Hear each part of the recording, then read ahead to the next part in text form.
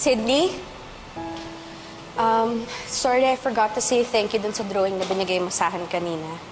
Welcome po, teacher. Can I ask you a big favor? Pwede bang tayo lang dalawang makaalam na ako yung teacher mo? Huwag mo sasabihin sa daddy mo, sa mommy mo, sa lola mo, or sa kahit sino sa bahay niyo. Can you promise me that? Pinky promise. Pinky promise. Ma'am Emma! Ano Loling? ginagawa niyo rito? Siya po ang teacher ko. Ha? Siya po ang paborito ko, Yaya. Oh. Manong Loling, Manong Mando, baka pwedeng huwag niyo na lang pong ipaalam kay Larome at Georgia na ako yung teacher ni Sydney. Siguro naman po nagkakaintindihan tayo kung bakit. Of course, ma'am. Diba? Aba, nakakatuwa nga eh. Sa dinami-dami ng tao rito, kayo pa naging teacher ni Sydney.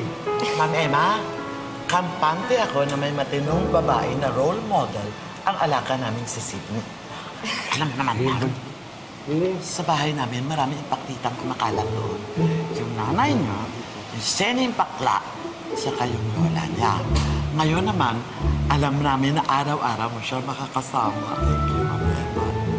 Si Manong talaga. Sige po, Sige, ma'am, una ha? kayo. Okay, sige po. Sige po, Ma'am Mando. Bye, Sydney. Teacher mo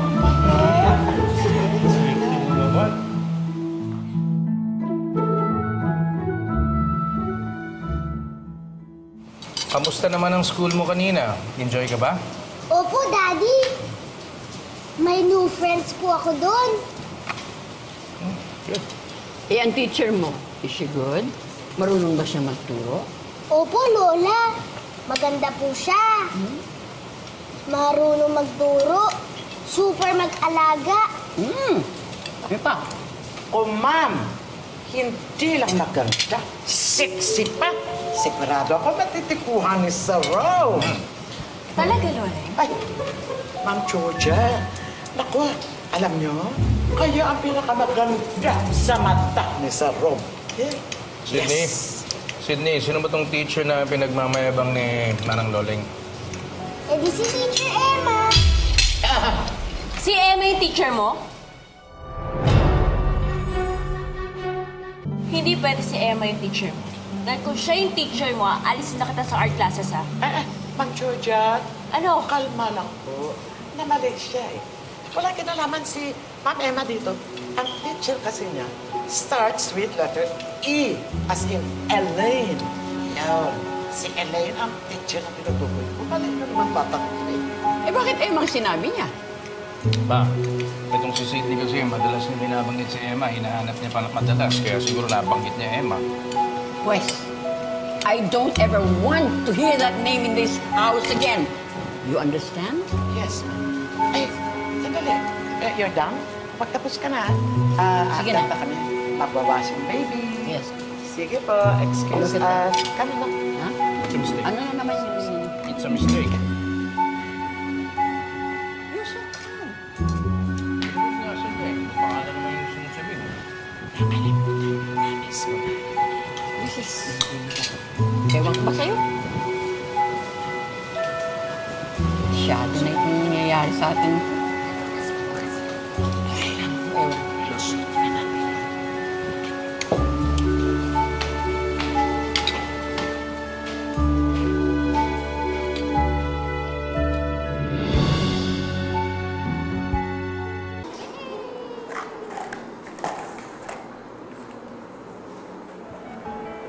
Excuse me.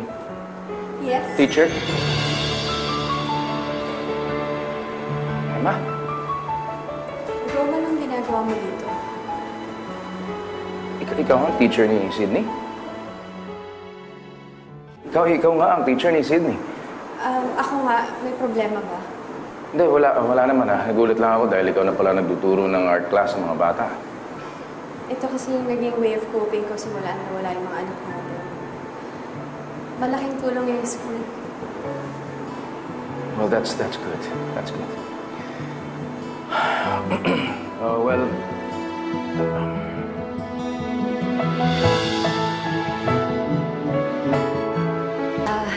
Sir, Sorry po, pero huwag niyo po sanang nililigawan si Ma'am Emma dito kasi baka kung makita ng mga estudyante, nakakahiya po. Mga bata pa po sila eh. Ay, hindi ako nanliligaw. Para saan yung mga bulaklak mo? Emma, well, assignment daw to ni Sydney na kailangan kong dalhin ito dahil ito-drawing niya o ipe-paint niya. I don't know. Kaya hinatid ko lang to. Wala naman mga assignment yung mga bata. Oh, maring loling talaga. Okay. Sige, sir. Naintindihan ko po. Sensya na kayo. So, iwan ko na lang ito rito sa desk mo, ha? Okay? So, Emma, nagpapasalamat lang ako sa'yo dahil ikaw ang teacher ni... Huwag mo nang galawin. Ako nang bahala. Sandali lang.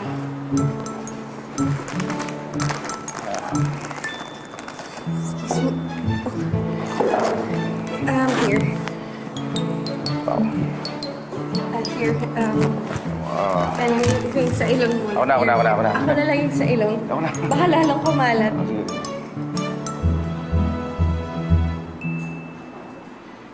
Konti, ha? Galing ko na rin to. Daddy, you're here! Sydney! Yes, I'm here. Kasi dinala ko yung... Daddy, you look funny. This one, ha? Look at that. You look funny too. Look at that, oh. Ayan, magkamukha na kayo pareho. Halika nga dito. Tanggalin ko na nga yan. Ay, nako. You look funny also. May paint pala dun sa desk ni teacher. Hindi ko nakita eh, oh. Yan. Wala na ako. Meron pa. Tanggalin mo lang. Ikaw ang tanggalin. Kaya naman kay teacher siya pala tatanggal. Yan. Okay na. Finished. Thank you, teacher. You can have some more. Okay, thank you. Maylene, tignan niyo ho yung tatlo. Para ko silang pamilya. Ang saya-saya nila. Maraming salamat talaga at tinuturoan mo si Sydney.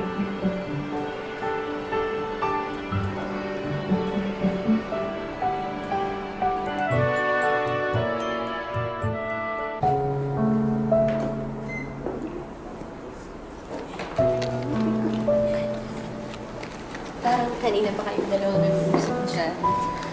Ma'am Emma, tinanong ko lang kanina sa kanya kung sino yung kasama niyong lalaki.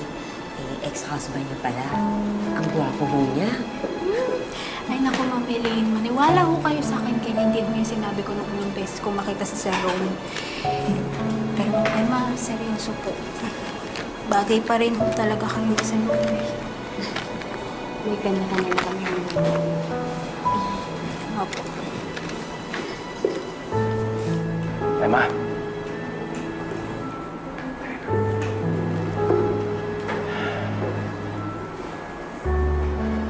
Yes, Rome. Well, nagpapasalamat uli ako sa'yo dahil ikaw ang nagtuturo dito. Sydney. Nakikita ko pagkakasama kanya, masaya-masaya siya. Rome, mabait na bata si Sydney. Pero ayaw mo rin ang gulo. Puro bata kasi mga kasama ko dito. Ayaw kang ma-escandal. I understand. Kaya mo, hindi ko sasabihin kay Georgia na ikaw ang nagtuturo sa anak niya.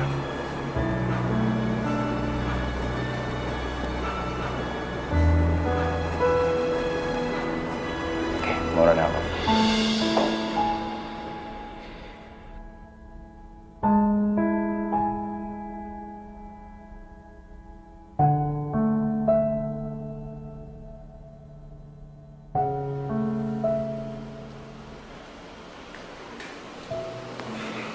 Sir, Jerome, anong ginagawa niyo rito? Mando, meron lang akong hinatid para kay Sydney. Okay po. Alam niyo na ho ba? Mando, alam ko na. Si Ma'am Emma ang teacher ni Sydney. Di ba? Alam mo to si Manang talaga, oh. Kunyari pa siya, sinetap niya ako. Requirement daw ang mga bulaklak para dito kay Sydney, kaya kailangan ko dalhin sa eskwelahan. Yung pala, gusto lang niya, ibigay ko ang mga rosas kay Ma'am Emma. Okay lang ho yun, sir. Tsaka gumagawa lang naman ho ng paraan yung tao para maibalik yung dating spark. Baka sakali lang, sir. Maibalik lang, sir. Nando, ikaw rin pala, ha? Sir, pareho po kayong hindi kasal sa ibang tao. Tsaka 6 na taon nagdaan, hindi nyo ka naisipang patali sa iba eh. So, ano ibig sabihin nun? Baka maghihintay na naman ulit kayo, sir. Okay, Mando, tapos na kami ni Ma'am Emma. Wala na kaming ugnayan sa isa't isa. Si Sydney ang importante rito. Mas importante sa kanya na buo ang pamilya.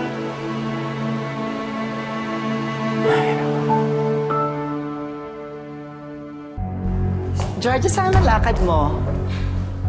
Magkikita kami ni Selma.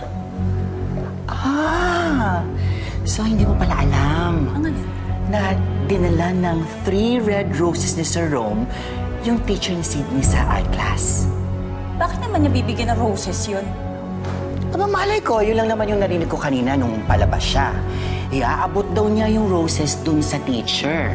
Kung bakit, di ko na alam. Pero special yung teacher na yan. Biro mo, pabulaklak-bulaklak pa kay Sir